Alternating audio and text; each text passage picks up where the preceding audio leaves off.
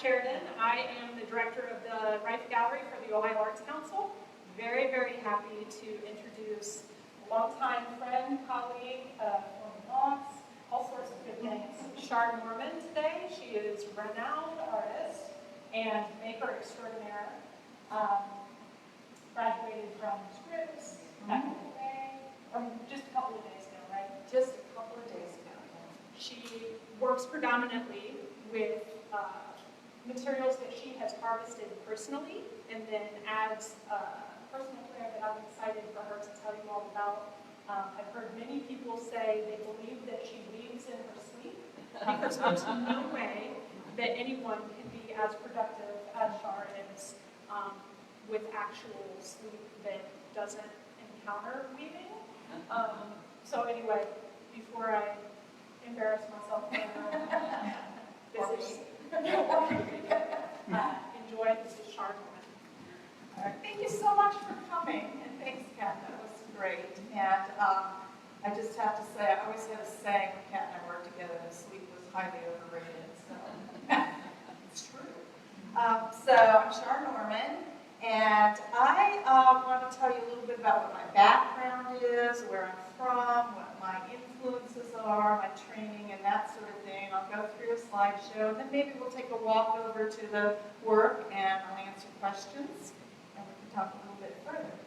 So I, as I said, grew up in California, mostly Southern California, the San Diego area, but I've always camped and hiked and done a lot of beach combing and just really attracted to the outdoors.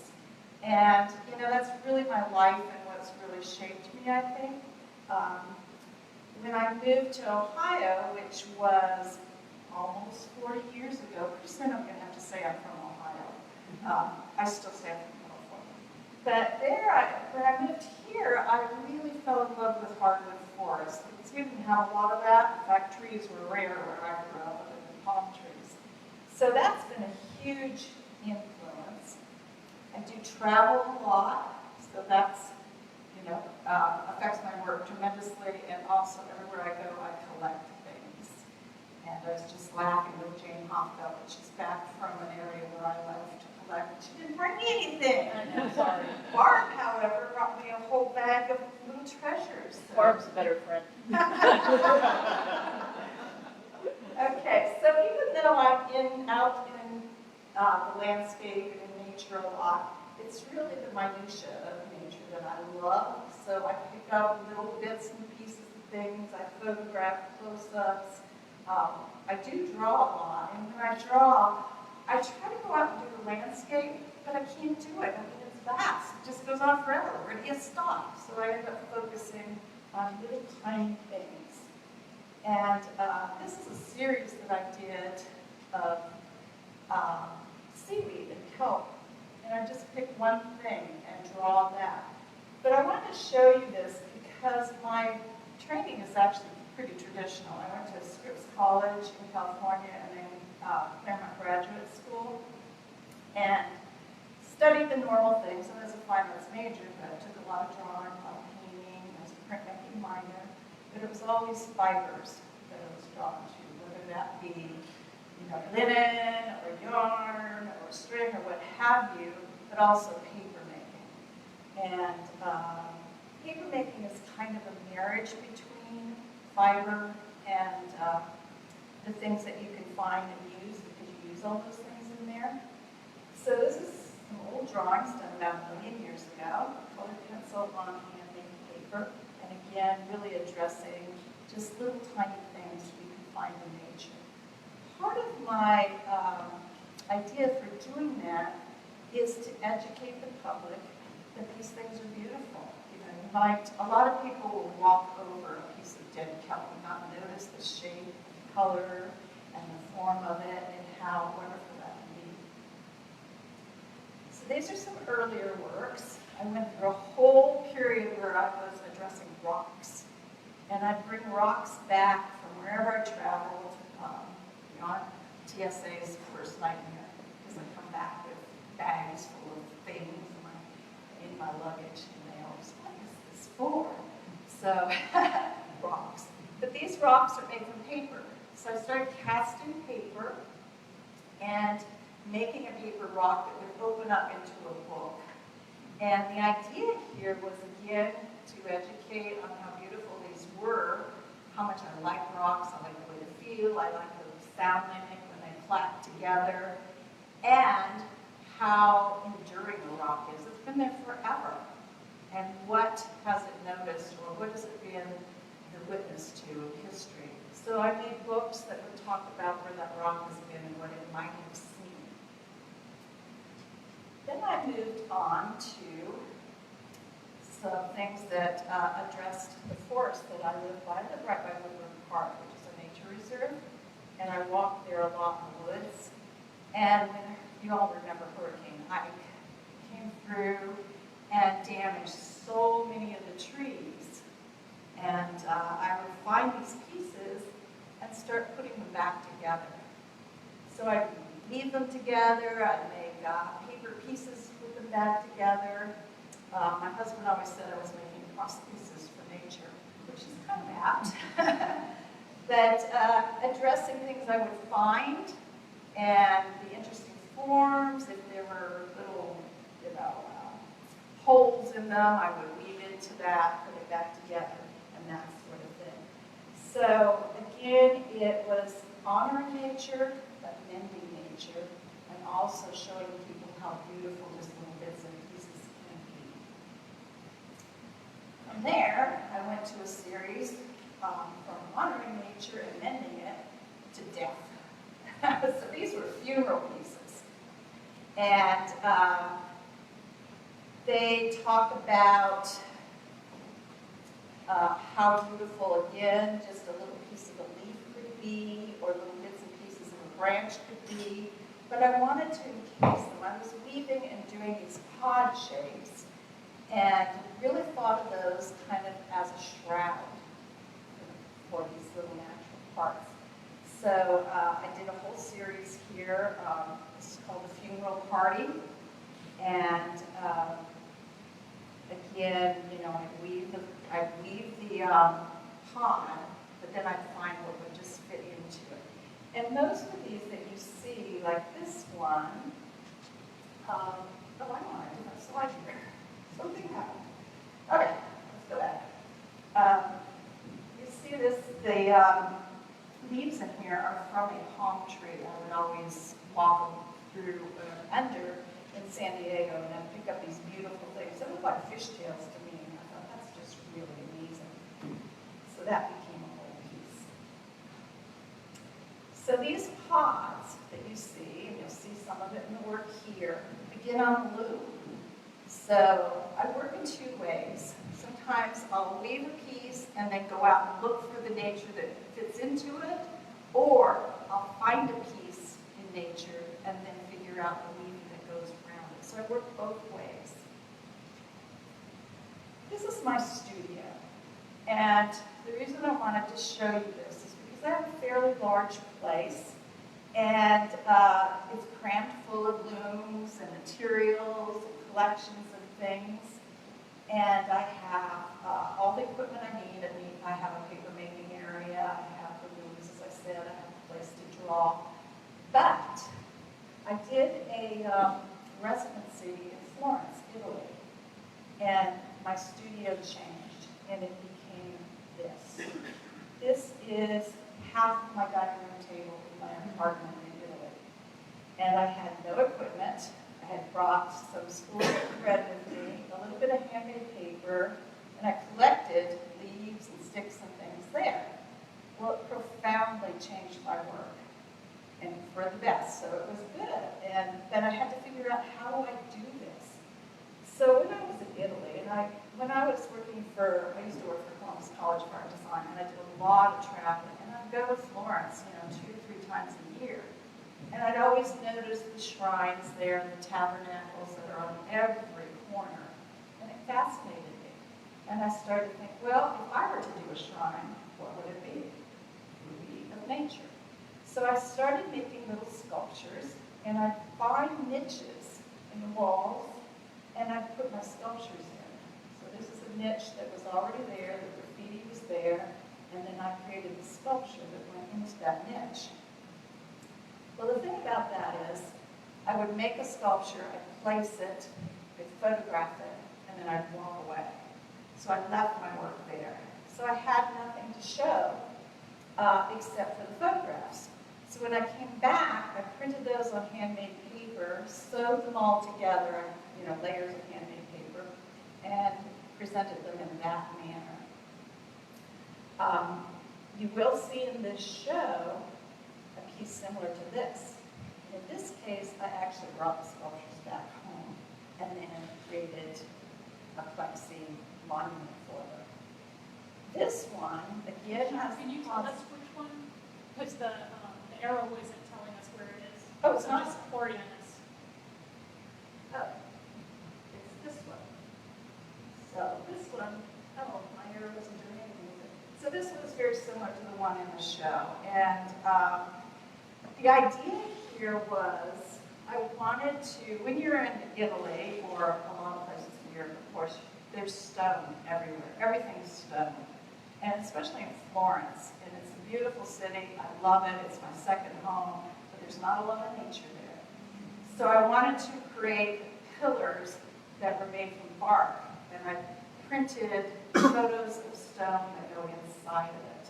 So I flipped it. So it's nature with stone rather than a stone city with very little nature. This one, I did when I came back because I needed gloom to weave the pods. But it was a direct reaction to a lot of the murals, the frescoes that you would see. So you see prints of those inside, and it's called Trinity, and again, it's the Trinity of nature.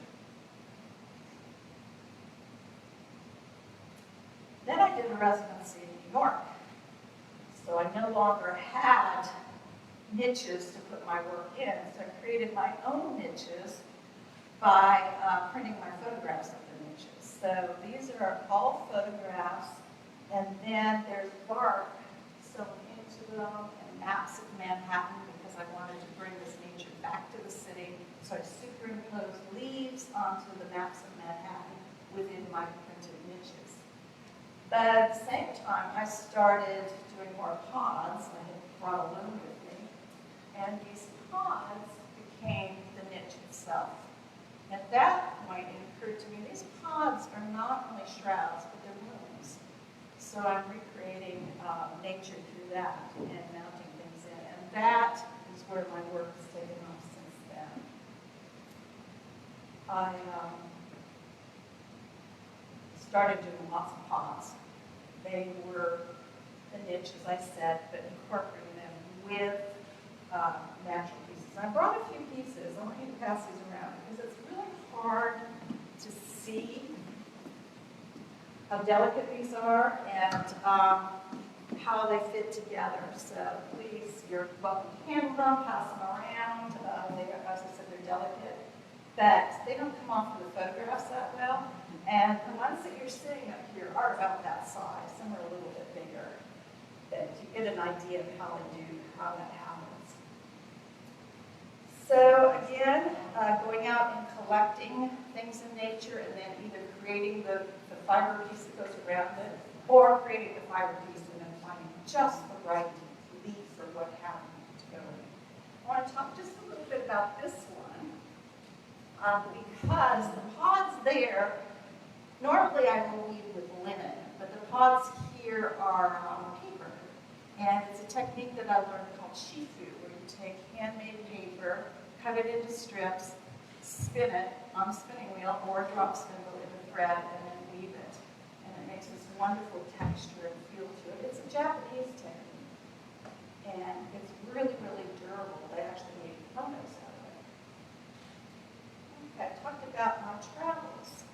I travel a lot, and wherever I go, I try to find things that I can incorporate into my work either on site or when I come back to the studio. So these are all from Sedona, and I have Jane and Gary here to thank for this.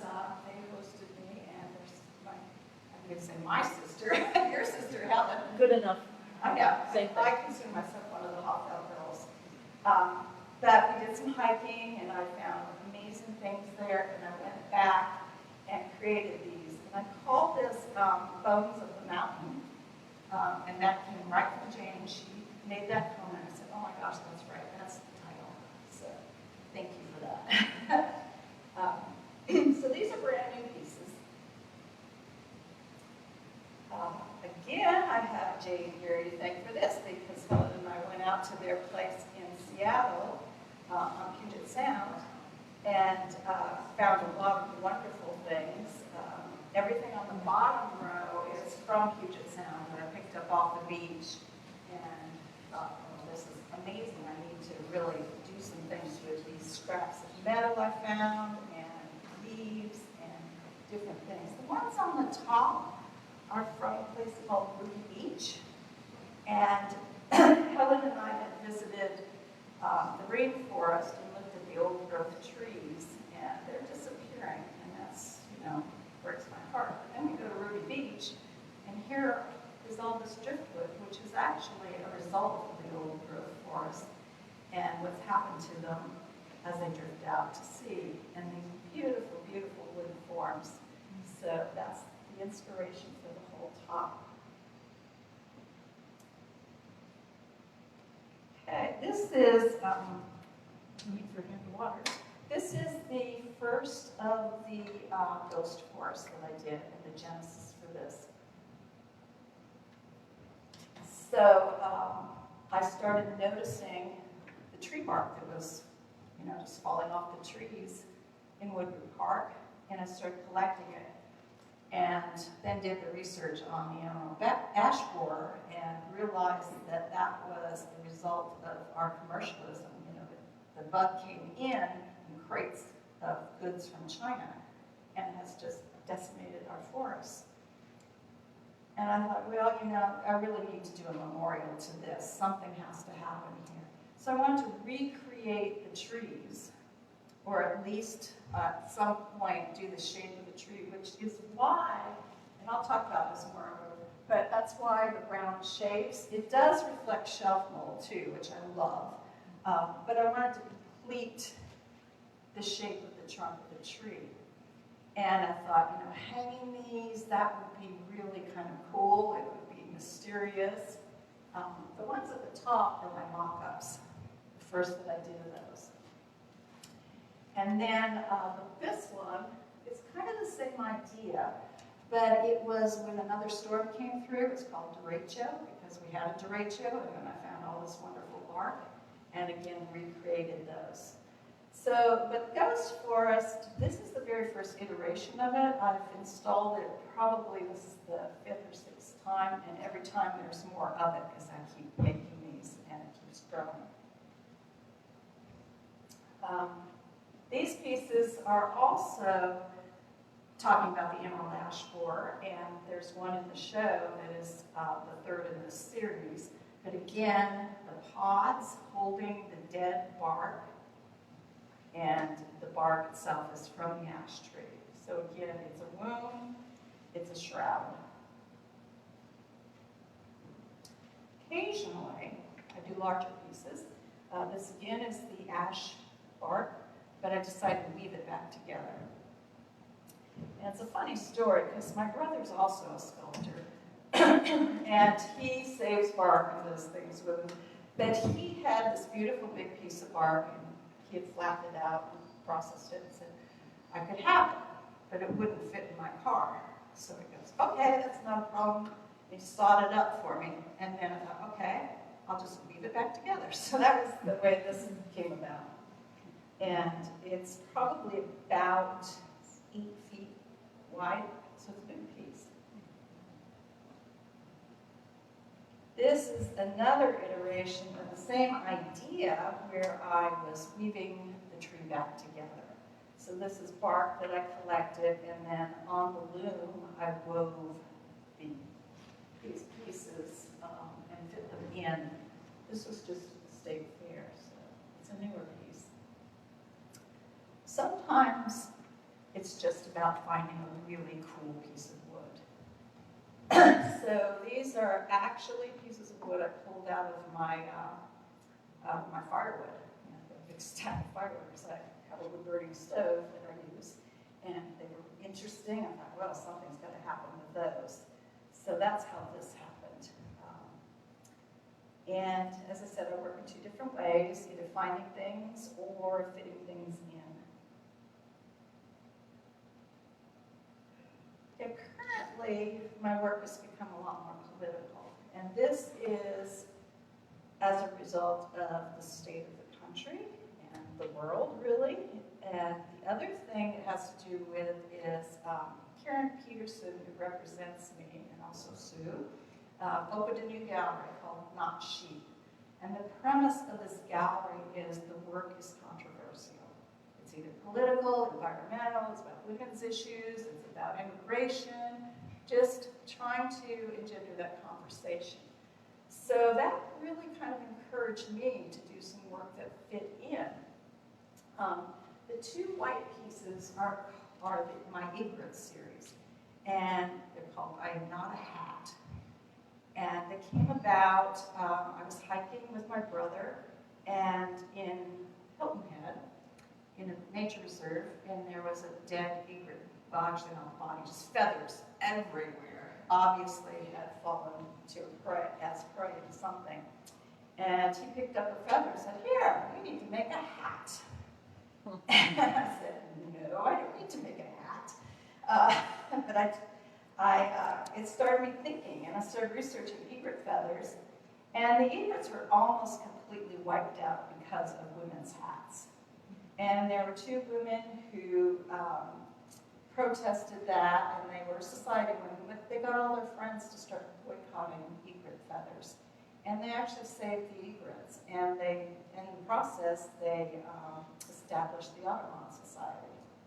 So these are not hats.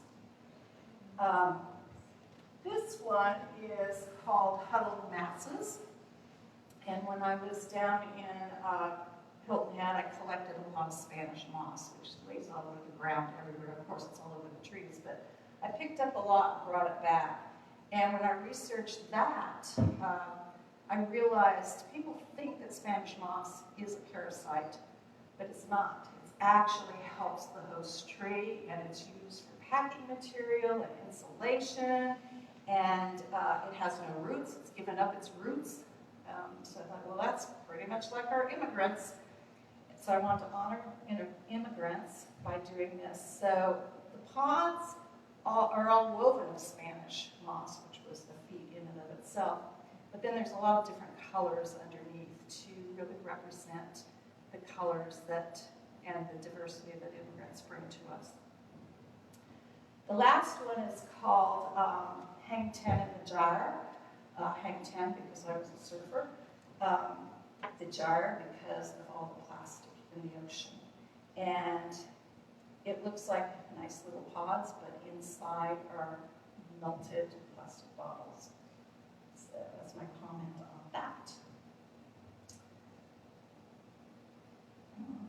Change. This is one of my newest pieces, and it's called Colony Collapse. And all the photographs in there are of urban decay. And I want to relate this to colony collapse of bees because our own environment is collapsing as well.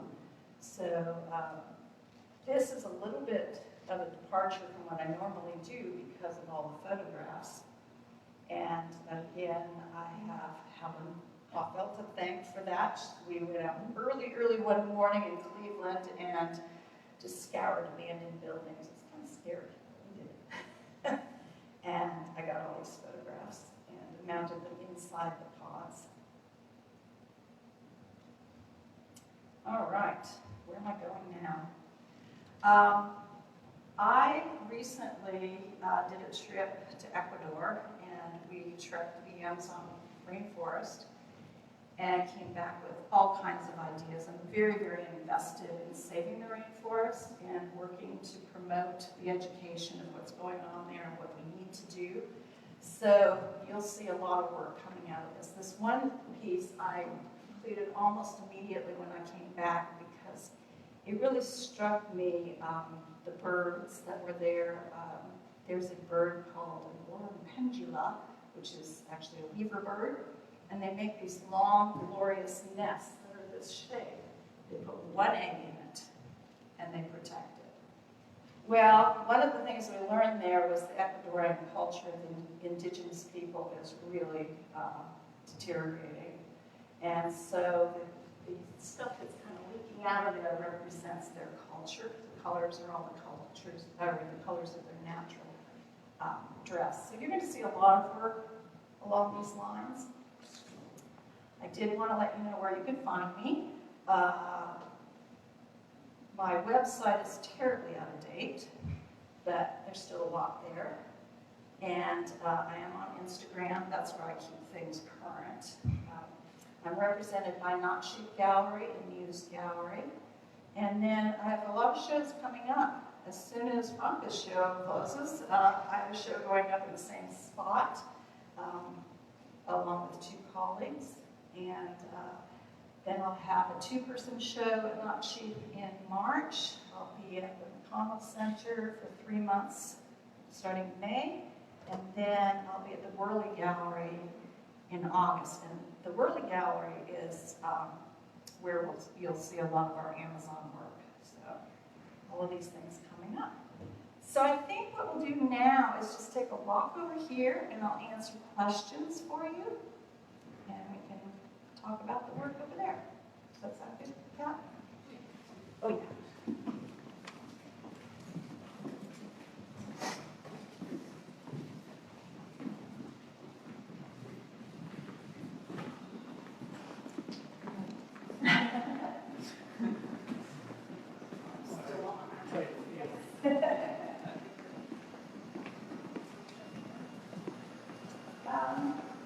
Well, yeah, we can start. Let's start over here.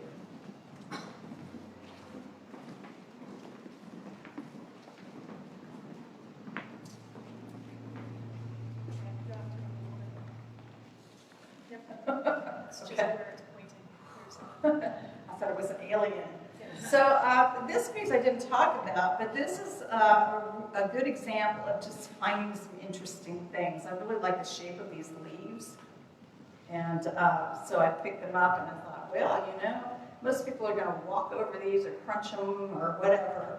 But that doesn't happen if you do a drawing and put it inside and you stitch on it with little beads and French knots and then put it in a plexi place. All of a sudden it's precious. So that's probably the earliest of all of these.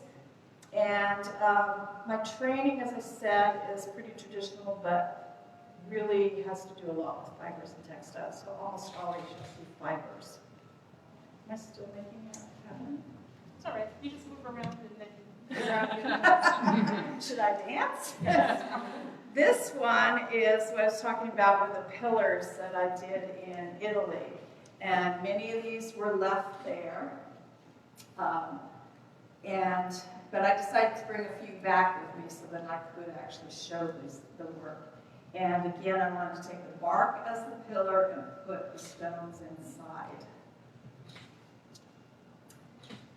The ghost tree, as I said, this gets larger all the time. So what I want to do is just take questions. Yes? How do you clean your bark? That's a really good question. Yeah, that's a really good question. Because, I drag it out of the forest, usually about 4:35 in the morning, so then I don't get stopped. I live like two blocks from where I collected. But most of it I collected one year when we had that really harsh winter, so I could just leave it out and freeze it. But if that's not the case, I put it in, I wrap it in plastic and use an organic insecticide on it. Then I clean it. Okay, so I have to scrape the inside because it's really fibrous and nasty. And so I scrape the inside, I brush the outside, and then I coat it with, actually I use Mod Podge or an acrylic medium of some type because it soaks into the wood and it seals it. And it preserves it. So that's what I'm doing. It's pretty labor intensive. Yeah. So, does that answer your question? Yes. So How small are these pieces of paper when you start to spin it? About 1/8 of an inch 1/8 of an inch wide? wide. And about how long? Oh, it's one continuous strip. So I take a piece of paper, handmade paper, and you cut it kind of in a zigzag and leave the edges attached, and then you unattach every other, so it's one long strip. That's, Yeah, okay. and you hope that it stays that way, but when you're spinning, it breaks, and you curse a little bit, and then you reattach it, and off you go. And how wide it is depends on what you want your finish thread. 1/8 of an inch is about as small as I can go. Yeah, and it has to be good, strong Japanese paper. Yeah. Other questions? How did you adhere these little strips? How do I hear it? The round ones? Ah!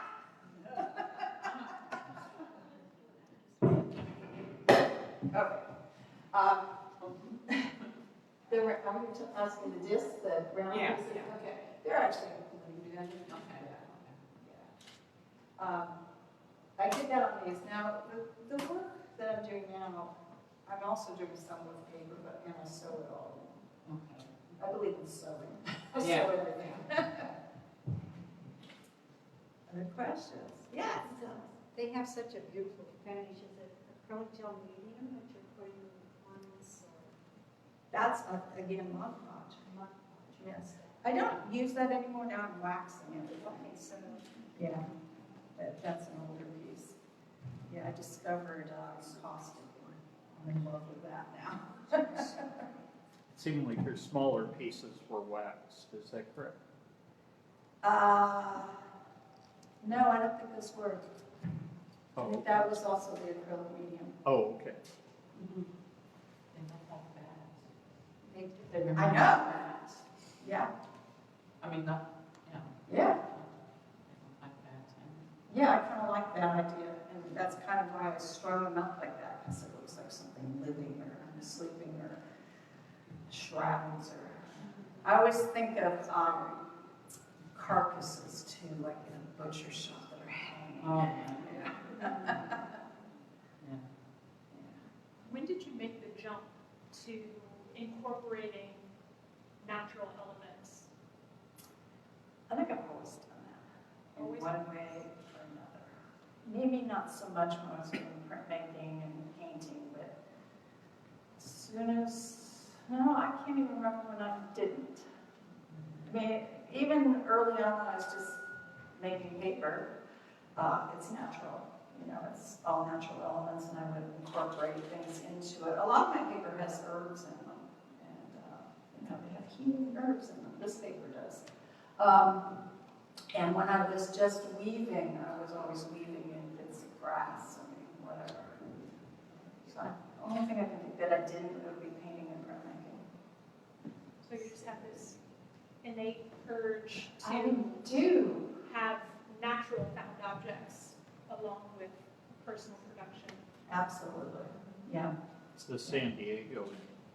Yeah. No, as I said, when I moved to Ohio, I loved it here. You know, I love the parks and the forests and the hiking that you can do here. So it's a good place. Other questions? Or comments? Will the forest be at Dublin? No. The Dublin show, it's called Formations, and it's with Bruce Robinson and Anita Dawson, and it's all about mixed media work and how we put things together. And actually, the work I'm taking there is very different. It'll be a few of the sculptures that I had in the slideshow, the ones from Sedona, but I did some collage work. So they're framed collages that I did. So that's going to be kind of different. And I'm not sure about them yet. But it's too late. Oh, keep moving, just keep moving. So for folks that are doing mixed media, for folks that are doing, yeah, just keep dancing.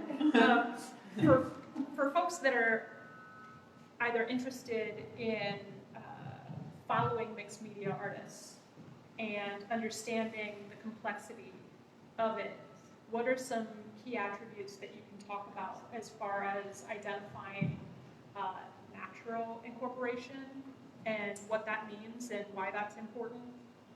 And just talk about, like, what does that mean for a viewer to understand what mixed media is when someone comes upon your work? Why is it important for them to recognize that these are harvested natural items that you like, and the collection of it, not just that you were like, oh, that looks good, I'm going to take that, but. Well, I think it's important in so many ways. First, I'm going to address what you just said. Just grabbing something and taking it. You can't do that. You have to be so conscious of the environment. So I take mostly windfall. So it's things that have already come off the tree or the bush or what have you. I very, very rarely will take something that's growing, unless it comes from my own garden. Then I might make an exception. And why it's important? There's so many elements in mixed media. I mean, you have to really be cognizant of how the materials talk to each other, how they interact, if they are fighting each other or complementing each other. You have to be cognizant of the layers. When you make it, for example, if you make a collage, it's kind of hard to do because you have to think backwards. Because what goes on the bottom comes first, and then you're building up. And if you screw that up, well, you just change your design. But yeah, it's just, I think the most important thing is how the materials interact with each other. And then how are you going to make them or adhere them to the surface or to each other? And that's a lot of what I have to do is figuring out the engineering of a piece, how to put it together. Sometimes it just doesn't work and I do have to change the piece, but other times it's like, do these fit together in this way? Should I sew it? Should I drill and screw it together?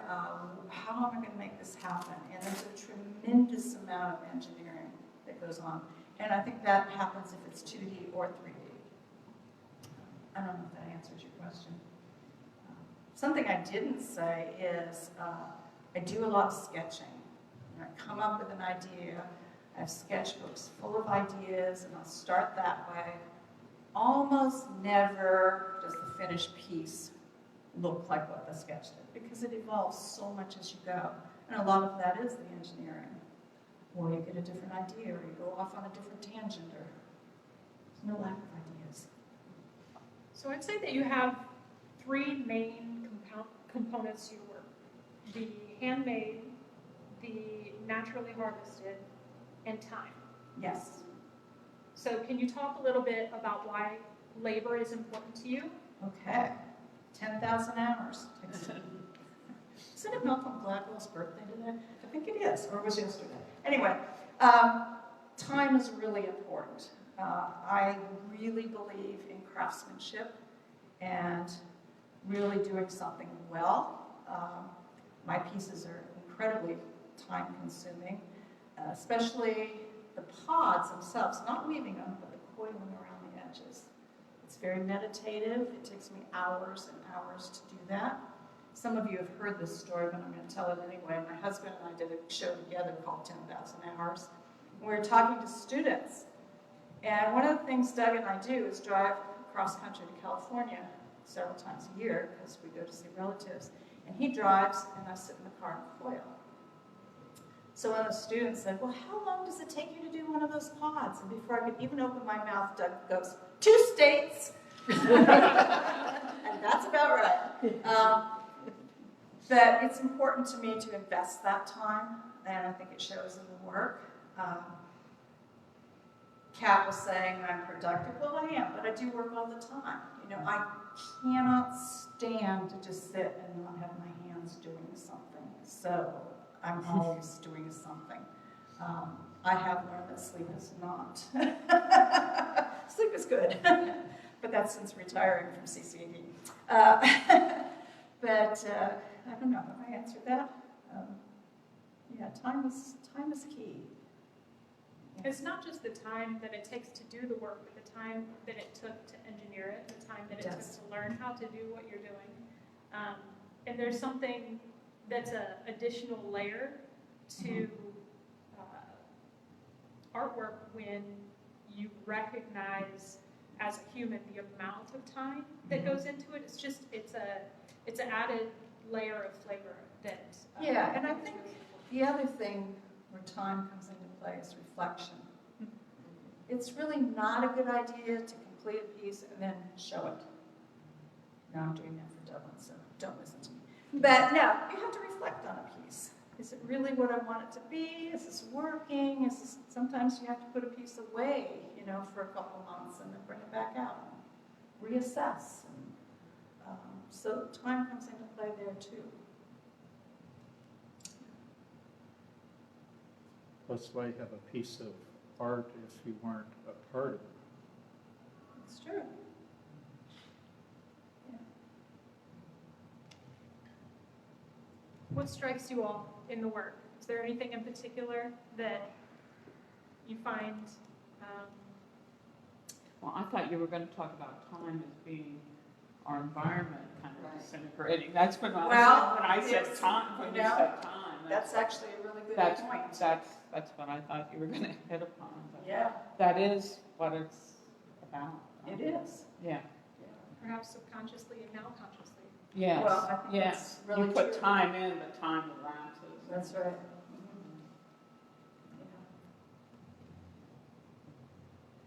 The other question I have is like, just the the group that chose this work. I like it because it's such a diverse body. But so, I mean, like, so high school students eventually, but the curator for the Springfield Art Museum and kind of coordinated these students. So Erin Shapiro, curator Yeah. for the Springfield Museum of Art, Okay. selected the artists and then worked with the high school students and helped them work with artists to identify the specific pieces that should come into the That's exhibition. wonderful. So they had a lot of conversations about why these artists and why these pieces. And maybe Char, you would want to speak to your experience in that. Yeah, well, first of all, I think it's an incredible idea.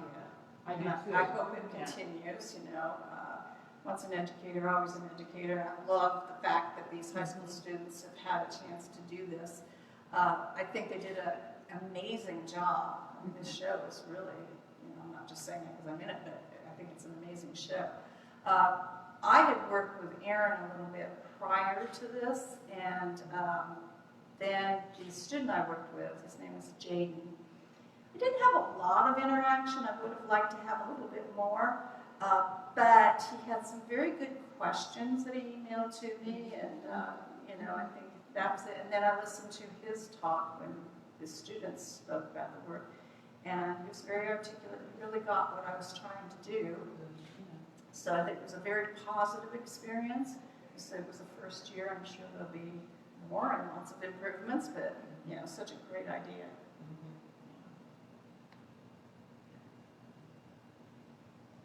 Any other questions? Do you have anything you want to Don't, just thanks again for coming. I always like to talk about the work. I always learn and get new ideas from everybody who asks me questions and makes comments, so that's always a great thing. So for anyone that is curious, Natural Expressions will be up until October 19th. So please feel free to join us. We have additional programming that you can find online and on Facebook. Thank you all very much for coming and enjoy the rest of your day.